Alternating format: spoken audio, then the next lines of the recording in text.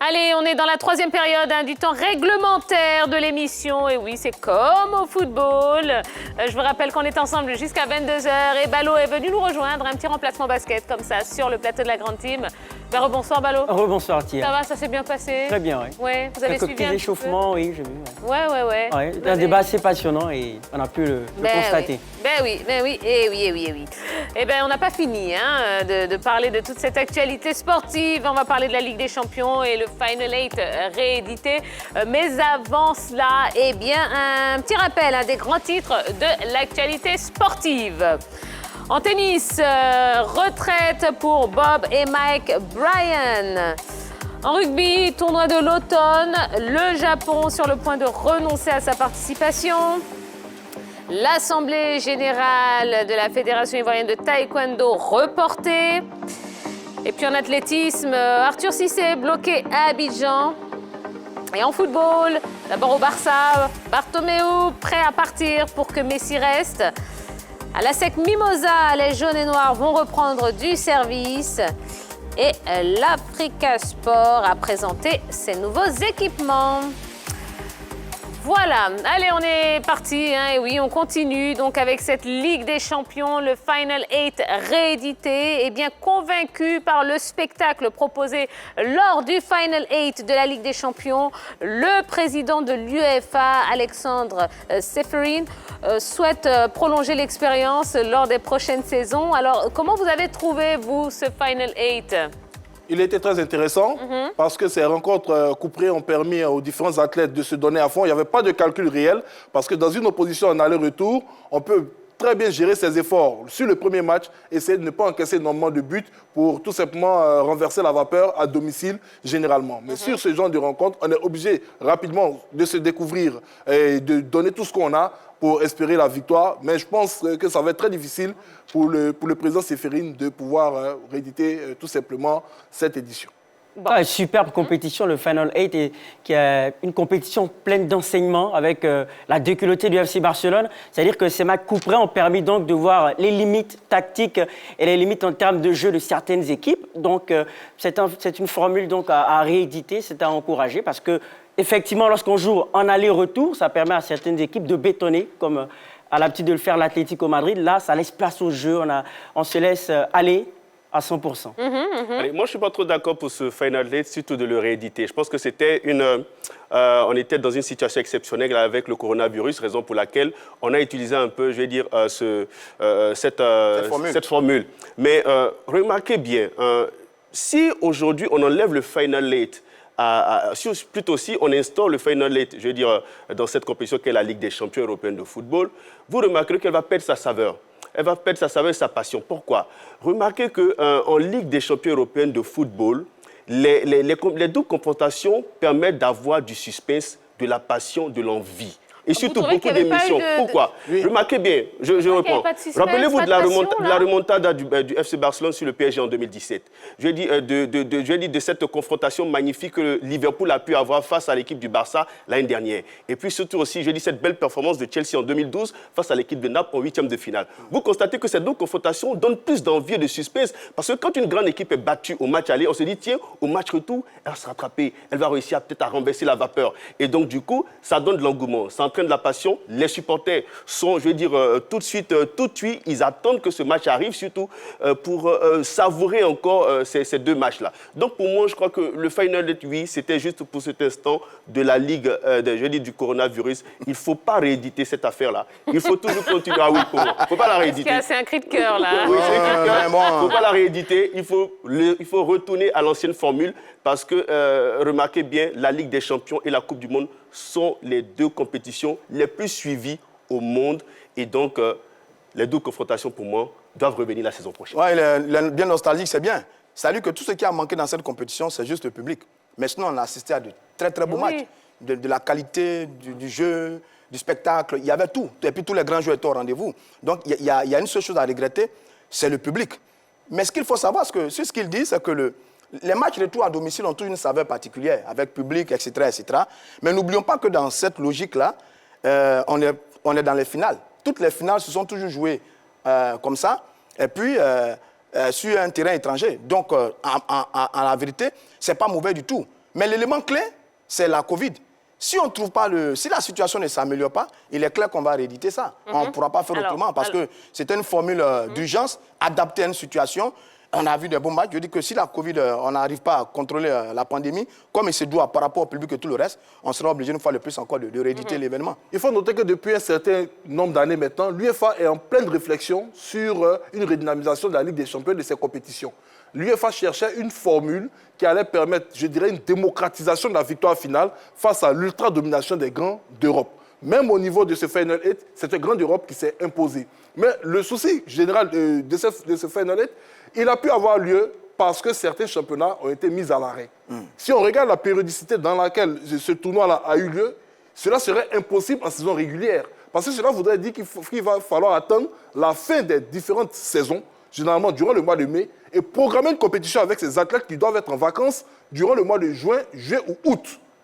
Et ça va tout simplement allonger leur saison. Voilà donc la grosse difficulté. Non mais Jean-Philippe, comment convaincre ça se joue en 10 jours. Grands clubs. Ça se joue en 10 jours, du 12 au 23. Ce n'est pas évident. Parce que quand vous regardez tout simplement le déroulement de cette compétition, le championnat de France s'est arrêté assez tôt. Il y a des championnats qui ne sont pas allés jusqu'à leur terme. Il y a des joueurs, il y a des grandes formations qui ont pris part à cette compétition, mais on a senti qu'elles étaient véritablement fatiguées. Vous prenez l'équipe du Barça qui a terminé sa saison en l'espace d'un mois. Quand elle arrive dans ce Final 8, c'est vrai qu'elle avait des problèmes internes au niveau donc, des dispositions tactiques, mais il y a la fatigue qui s'est fait ressentir. Non, ça dit que ce qu'on a constaté... Les grands ne vont pas accepter cette formulation. Vous allez voir. Vous allez voir. Mais ce qu'on a constaté, c'est que certaines équipes étaient un peu cuites physiquement par rapport à l'achèvement de leur championnat, notamment les équipes italiennes. La Juventus a eu du mal face à Lyon. Atalanta a craqué dans les derniers instants. Même les Espagnols. Face à Paris. Les Espagnols également. Les Français ont été frais parce qu'ils n'ont pas repris. Les Allemands ont fini tôt. Eux aussi, ils ont été frais parce que sur la demi-finale, on a vu 2 Allemands et 2 Français. Donc, peut-être sur ça. Mais la compétition n'est pas longue. Elle se joue en 10 jours, du 12 au 23. Donc, ça veut dire qu'on peut trouver une lucarne. Une lucarne peut être trouvée pour permettre cette formule. Mais n'oublions pas que la formule, elle est quand même spéciale et particulière en raison d'une situation. N'oublions pas aussi qu'il y a la multiplication des compétitions. Il y a le mondial des clubs qui vient, qui va passer à... dont le nombre de clubs va se multiplier.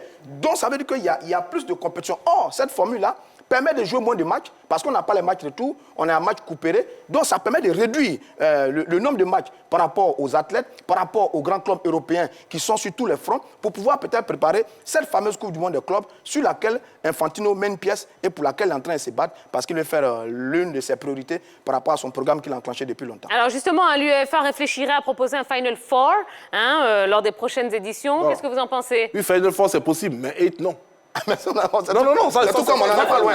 D'accord, Fallot. Bonne initiative, oui, bonne initiative et surtout que ça permettra donc de lever certaines injustices parce qu'il y a des équipes qui ont du mal à l'extérieur, des équipes qui ont du mal à marquer à l'extérieur et cette nouvelle formule-là permettra donc de démocratiser, de permettre à ce que ces équipes-là puissent marquer peu importe le terrain et s'imposer. Mais comment ça pourrait se faire sans impacter le calendrier des compétitions concrètement? Il va falloir réfléchir. Là, il l'a dit. Parce que déjà, ça va permettre peut-être à certains championnats de finir un peu plus tôt. Parce que quand dans la Ligue des Champions qui s'étend, il y a certaines rencontres qui sont reportées. Quand on arrive à parler des quarts, des demi-finales, par exemple. Donc, si on se rend compte qu'après les quarts de finale, les 4 formations qualifiées pour la suite des événements doivent se retrouver dans un pays, jouer demi-finale et finale, ça se joue généralement sur une semaine.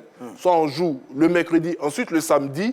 Je pense que cela est possible. C'est-à-dire prolonger le championnat d'une semaine, ce ne serait pas compliqué. Mais quand on part déjà à partir des quarts de finale, il faut compter le temps de récupération des athlètes, l'allongement donc de la saison. C'est vrai qu'on réduit les matchs, mais on allonge la saison. Et là, ça va être difficile. Je pense qu'à ce niveau-là, Seferi a bien réfléchi en pensant plutôt à un Final Four qui est plus dans la possibilité réalisable qu'un Final 8. Il est plus réduit en fait. Parce que là, on a eu droit à quelques matchs de 8e de finale d'abord. Oui. Ensuite, on a enchaîné avec les quarts de finale et puis la demi-finale. Donc, c'était un peu plus long. Pour le Final Four, on ne sera pas à beaucoup de matchs. On sera à quoi? On sera à 2 matchs.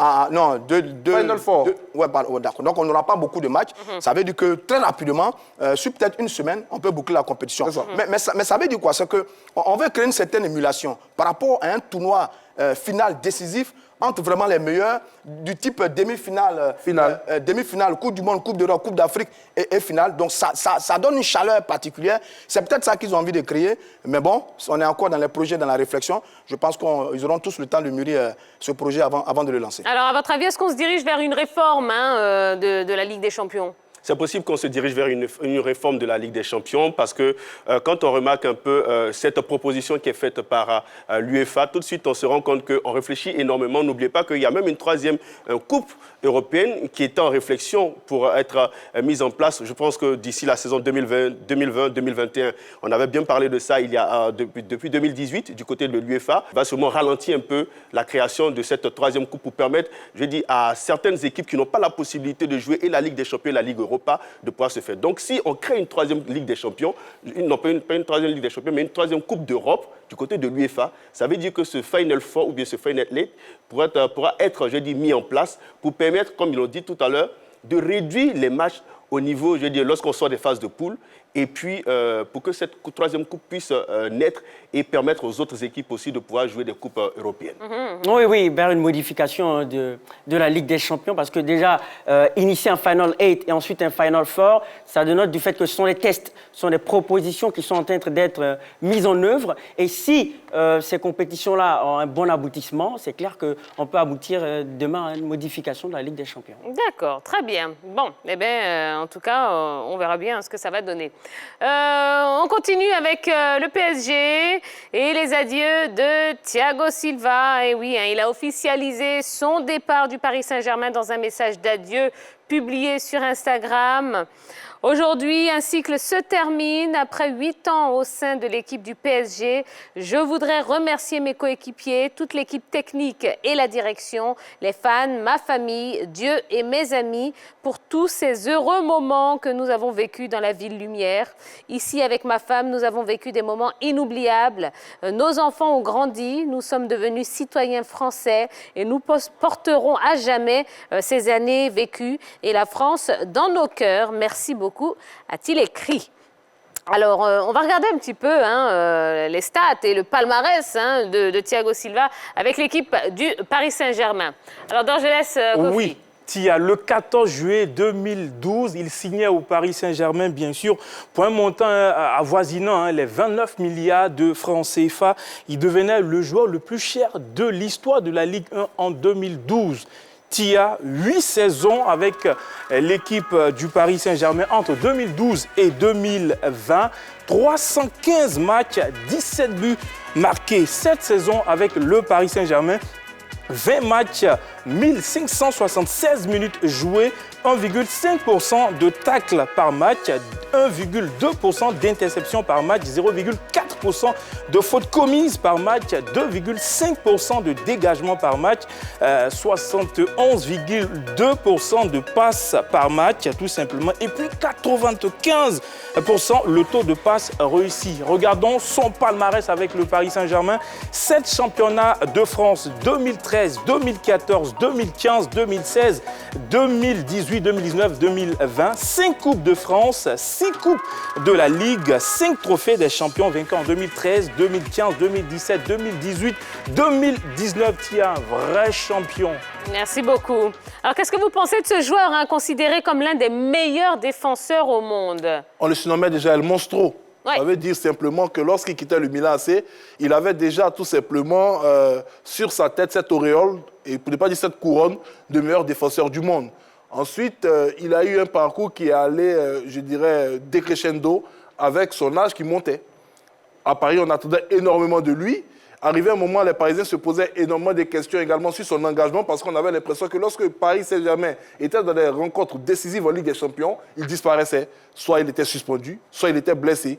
Et lors de sa dernière saison, sous les maillots du club parisien, il a réussi à emmener le club en finale parce qu'il était phénoménal sur la fin de saison. Il y a eu même des discussions pour le prolonger. Et c'est suite à un désaccord entre son entraîneur Thomas Tuchel et le directeur sportif Leonardo que Nasser El-Khelaifi a été obligé de trancher en faveur de ce dernier en disant simplement si le directeur sportif n'a plus besoin de ses services, c'est mieux de le libérer. Et donc Thiago Silva, avec beaucoup d'amour, à travers son message, Ah oui. a décidé simplement de quitter la capitale française pour d'autres cieux. Ils ont parfaitement raison de dire que c'est l'un des meilleurs au monde. Hein. Technique, vif, rapide. Il a une belle sortie de zone, balle au pied. Il a une très bonne relance parce que d'ailleurs, il a commencé sa carrière en tant que milieu défensif. C'est après qu'il a été repositionné dans l'axe de la défense. Et il a une histoire particulière, lui. Il a fait l'ascenseur entre l'Europe et le Brésil. Il est arrivé en Europe la première fois en 2004 à Porto. Ça n'a pas bien marché pour lui. Il est tombé malade. Il est retourné au pays pour jouer à Fluminense. Ensuite, il fait les Jeux 2008. Il est excellent. Il fait une superbe campagne avec l'équipe du Brésil. En 2009, il revient, il signe au Milan AC. Il explose. Il est repéré par Paris. Il signe en 2012 dans l'équipe de Paris. Il fait 8 ans, mais magnifique avec l'équipe de Paris. Il a tout gagné, titre, coupe, sauf le Graal, bien entendu, que la Ligue des Champions. Mais c'est tout à fait juste. C'est un grand bonhomme. C'est un très bon défenseur. Il est un peu fébrile sur les 1 contre 1. Il n'est pas très physique. Mais quelle intelligence de jeu. Et il a fait de très belles saisons avec l'équipe de Paris. C'est également un pion essentiel de l'équipe du Brésil. Malheureusement, je me souviens, il n'a pas joué cette fameuse demi-finale de la Coupe du Monde en 2014 où le Brésil a pu la racler 7-1 face à l'équipe de l'Allemagne. Lui et Neymar n'avaient pas joué ce match et ça avait créé un boulevard, mais terrible dans l'équipe du Brésil. Mais en tout cas, c'est du Thiago. Bravo à lui. Il a fait une très belle campagne, un très beau parcours avec l'équipe du Paris Saint-Germain. Alors, qu'est-ce qu'il a apporté au PSG concrètement, Thiago Silva? Il a apporté sa science du placement parce que c'est un défenseur qui a une science du placement incroyable, qui sent les coups, qui sent des interventions pointilleuses et surtout la propreté. Contrairement à un défenseur comme David Luiz, qui me semble assez bruyant dans ses interventions, mais Thiago Silva lui est propre dans ses interventions, peu de fautes, science du placement, mais aussi bon timing dans les coups de pied arrêtés. C'est un défenseur qui monte haut. On l'a vu lors du match Paris Saint-Germain-Chelsea, le coup de tête, il monte en sauveur et il sauve le Paris Saint-Germain. Donc c'est véritablement une perte pour le Paris Saint-Germain, pour l'ensemble du monde du football, car c'est un très grand joueur. Non, mais Allez, il va continuer sa carrière. Oui, mais pour le Paris Saint-Germain, oui, mais il s'achemine vers la fin, hein, parce qu'il est quand même assez âgé. Il a 35 ans. Ouais, 35 ans, c'est quand même beaucoup. Il a quoi, 1 an, voire 2 ans de... Il peut aller en Chine. Ouais. Il peut jouer peut-être jusqu'à 3 Jusqu'à 40 ans, ans. jusqu'à 40 ans. Il y a des défenseurs qui ont joué jusqu'à cet âge-là, mais il faut d'abord dire que son message est touchant envers toutes ces personnes qui ont été autour de lui durant son passage du côté du Paris Saint-Germain. Ce qu'il a apporté, moi je dis une sérénité, une stabilité défensive dans la charnière centrale de cette équipe du Paris Saint-Germain. C'était lui le capitaine, le patron, il était écouté dans le vestiaire, il était respecté pour son calme, pour sa sérénité et surtout pour ses qualités en tant que footballeur, très bon dans le placement, très bonne relance, comme on l'a signifié tout à l'heure. Et le garçon a réussi à gagner des trophées, des titres. Il a réussi à conduire cette équipe du Paris Saint-Germain en finale de la Ligue des Champions, malheureusement perdue, face au Bayern Munich. Aujourd'hui, il décide de partir. Je crois qu'il doit partir la tête haute et surtout le devoir accompli, parce qu'il y a quand même des joueurs qui seront capables, valeureux de le remplacer quand il quittera cette équipe du Paris Saint-Germain. Donc pour moi, je pense qu'il n'y a rien à dire. Le garçon est un très bon défenseur. Il me rappelle 3 joueurs, 3 grands défenseurs. Franz Beckenbauer, vous avez Fernando Hierro et puis vous avez Franck Debout. Quand je le regarde, Beckenbauer, l'Allemand, Kaiser. Hierro, l'espagnol, et puis Franz Beckenbauer, le néerlandais. Le néerlandais, d'accord. Très bien. Debout. Franck Debout plutôt. Est-ce que c'est une grosse perte pour les Parisiens? Au vu de son expérience, oui. Au vu de son histoire avec le club, oui. Mais le PSG est une formation qui a une bonne capacité de résilience. Et quand il décide de libérer un garçon comme Thiago Silva, parce qu'il est arrivé au terme de son contrat, c'est que derrière, ils ont quand même une petite idée pour la relève. Ils sont dans un nouveau cycle. Ils estiment simplement qu'il y a un cycle avec lequel ils doivent tout simplement arrêter et passer à autre chose. Thiago était un leader.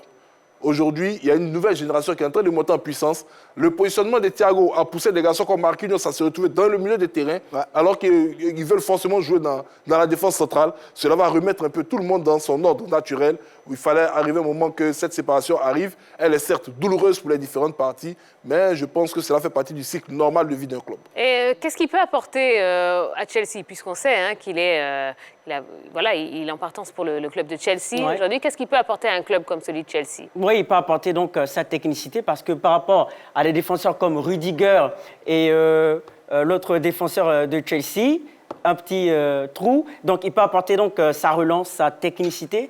Alors que la défense centrale actuellement de Chelsea se caractérise plus par la force physique, les qualités physiques. Donc, il va apporter cette finesse technique-là et cette qualité de relance. Non, ça dit que c'est le prototype du défenseur moderne. Hein. Il n'est pas dans l'agression, il n'est pas dans le jeu dur. Il est plus dans l'intelligence, dans la finesse, dans le sens du placement, qui a été travaillé du temps où il était milieu défensif. Et ça l'aide beaucoup dans la défense au niveau de l'axe. Et Chelsea a un peu besoin de ça, parce qu'à Chelsea, derrière, ce n'est pas la grande technique. Hein. Donc lui, il va peut-être apporter ça. Mais comme on dit, on est obligé de se séparer à un certain moment de ce type de joueur. Il a 35 ans. Paris, comme Barça d'ailleurs, et ce n'est pas Ballot qui va me contredire, a besoin d'une petite cuille de jouvence pour laisser de la place aux plus jeunes, aux plus puissants qui montent. Et là, l'équipe MB, les Marquinhos et autres vont prendre plus de responsabilités dans la défense centrale de l'équipe de Paris. Et lui, il va aller apporter cette petite dose d'espérance à l'équipe de Chelsea qui, elle, a un peu plus de jeunes. Et donc, je pense qu'il peut apporter quelque chose à ce championnat d'Angleterre que je pense qu'il va découvrir, hein, parce qu'il était à Porto, Milan. Oui, donc il va découvrir ce championnat. Bon, on espère que ça va le réussir. Allez, sérénité, expérience qu'il va apporter à cette équipe de Chelsea. Je dis qu'il va réussir, pourquoi pas, avec tout ce qu'il a pu apprendre du côté du Milan AC, du Paris Saint-Germain, à inculquer à ces jeunes défenseurs centraux du côté de cette formation des Blues de Chelsea. Maintenant, ce sur quoi j'ai un peu de crainte, c'est...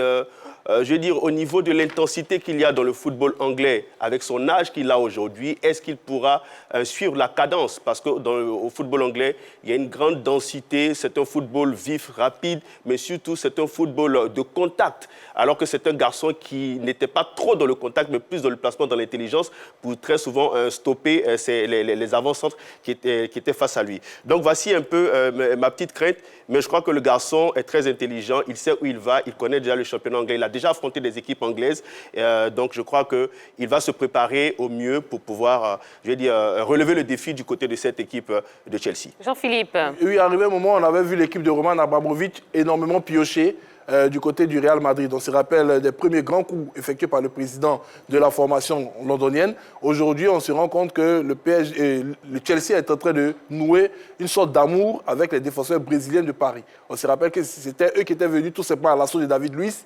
Ça s'était très mal passé. David Luiz s'est retrouvé au jeu du côté de l'Arsenal et ils vont venir enrôler encore Thiago Silva, un autre défenseur brésilien du PSG. On espère qu'il ne connaîtra pas le même sort que David Luiz. Oui, Ballot, vous vouliez dire quelque chose? De par son timing, il s'inscrit donc dans la logique du football anglais, qui est un football porté donc, sur de longs ballons, du kick and rush et sur des coups de pied arrêtés. Mais surtout, Fikayo Tomori, c'est le nom que je cherchais tout à l'heure. Fikayo Tomori et Rudiger se caractérisent donc par le physique. Lui, il apportera cette petite touche technique. D'accord. Et puis une information donc, concernant Chelsea. Chelsea enregistre 2 recrues.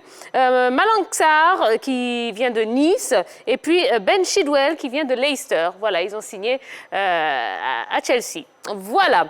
Allez, écoutez, on continue avec le dernier sujet de la soirée. On va terminer avec du basket, oui.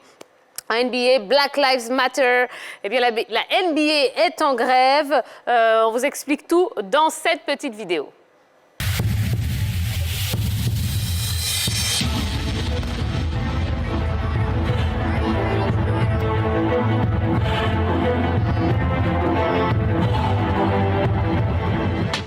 Depuis ce mercredi, la NBA vit un moment historique. Face aux violences policières dont l'Afro-Américain Jacob Blake a été victime ce lundi, les Bucks et le Magic d'Orlando ont décidé de ne pas jouer le Game 5 de leur série de playoffs. D'autres franchises de la célèbre ligue de basketball leur ont emboîté le pas. C'est la grève en NBA. La décision des Bucks de boycotter le match 5 de leur série face à Orlando a secoué le monde du sport. Imitée ensuite par les Rockets, le Thunders, les Lakers et les Blazers, la NBA s'est vue dans l'obligation de reporter les matchs. Si la Ligue s'est déjà retrouvée à l'arrêt à cause du lockout 1999 et 2011, une grève de ce type-là est quant à elle beaucoup plus rare. La situation ne s'est en effet présentée qu'une seule fois dans l'histoire, lors du All-Star Game en 1964 à Boston, qui était d'ailleurs le premier diffusé à la télévision.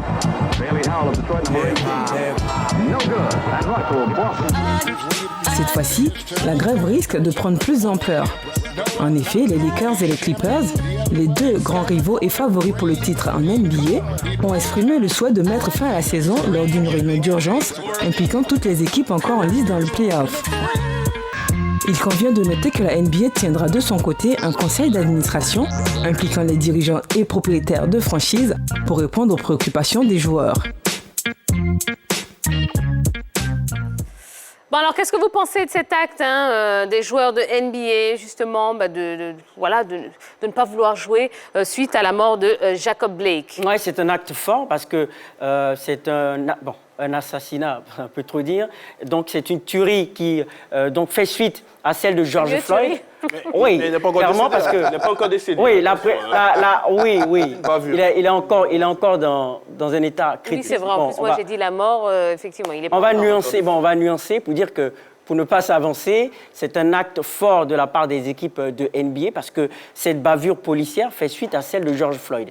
Et figurez-vous qu'aux États-Unis, la population noire représente 60% des personnes tuées par la police entre 2000 et 2018, selon une étude publiée dans le célèbre journal Le Monde.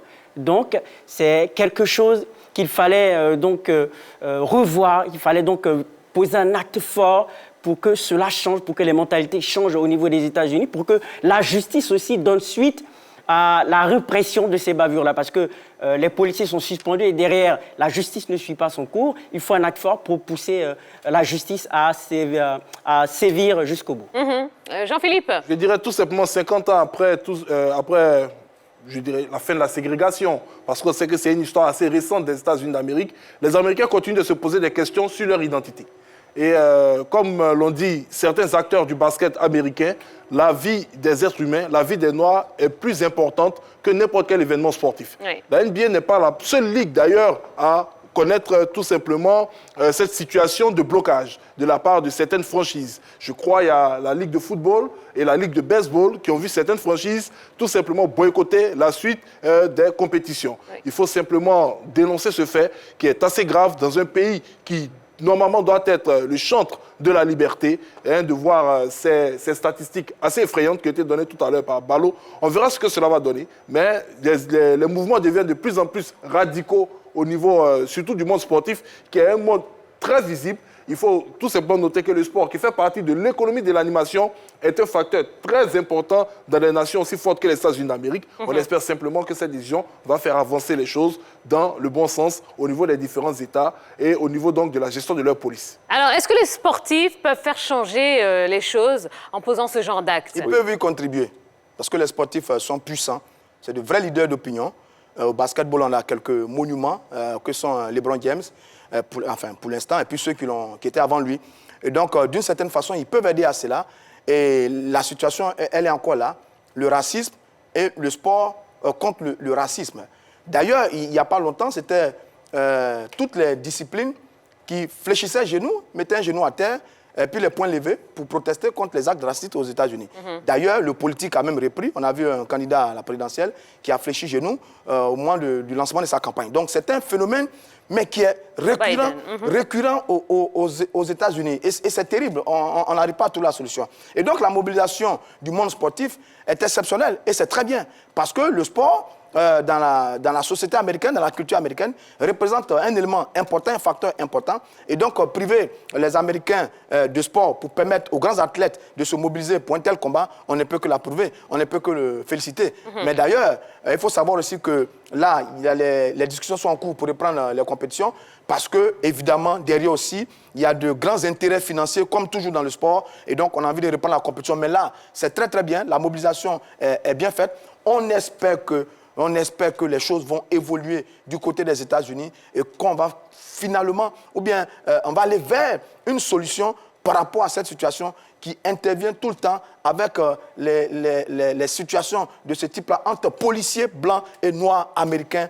C'est un peu trop, ça devient terrible. Je pense que ce coup-là, plus d'autres actions qui viendront, pourront aider à mettre fin à cette situation. Ivoris. Oui, c'est un bel élan de solidarité envers la communauté afro-américaine que la NBA fait et toutes les autres fédérations de sport du côté des États-Unis. Je pense que les choses doivent changer et elles peuvent changer si on adopte une position commune, que ce soit les athlètes, les dirigeants et les sponsors, pour se dire, tiens, lorsqu'il y aura une telle bavure envers une telle communauté, je pense qu'il faut soit suspendre un tant soit peu les compétitions, ou bien les arrêter définitivement pour marquer, je dis, l'esprit des populations américaines, pour qu'elles puissent prendre conscience les sensibiliser, les emmener à changer de mentalité vis-à-vis de la communauté afro-américaine. Je pense que si de telles décisions sont prises, les choses pourront changer dans le bon sens. C'est ça, c'est ça. Et c'est un geste fort en tout cas qu'on encourage et qu'on applaudit. C'est une tragédie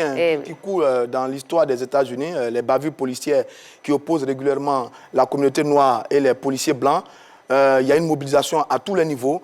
Et là, bon, on espère qu'ils ont réussi à marquer le coup et que dans l'esprit, de façon générale, on va faire plus attention sur les altercations entre noirs et policiers blancs. D'accord, voilà. Allez, eh bien, c'est fini pour ce soir. Mais avant de se quitter, deux petites informations.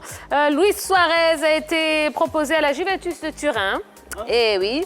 Et puis, l'Atlético Madrid a refusé un échange Griezmann-Joao Félix proposé par le Barça. Et ben voilà. Ah ouais, ça vous étonne? Non, ça vous étonne pas? On en parlera. En tout cas, on n'a pas fini d'en parler de ce mercato. Allez, ben voilà, c'est déjà la fin de la grande team. On espère que vous avez passé un bon moment en notre compagnie. Nous, on est vraiment contents de vous retrouver du lundi au vendredi de 20h30 à 22h. Demain, ce sera la finale, oui, la DER de la semaine. Donc, on va se reposer pour prendre beaucoup de force.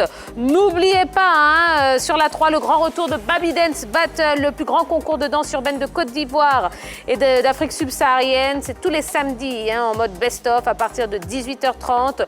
Vous pourrez revivre les meilleurs moments des finales de 2016 à 2019 en compagnie d'Yvemar. Voilà, on vous souhaite de passer une excellente fin de soirée. Reposez-vous bien, dormez bien, soyez prudents, passez une bonne journée demain. Et puis on se retrouve à 20h30 sur la 3.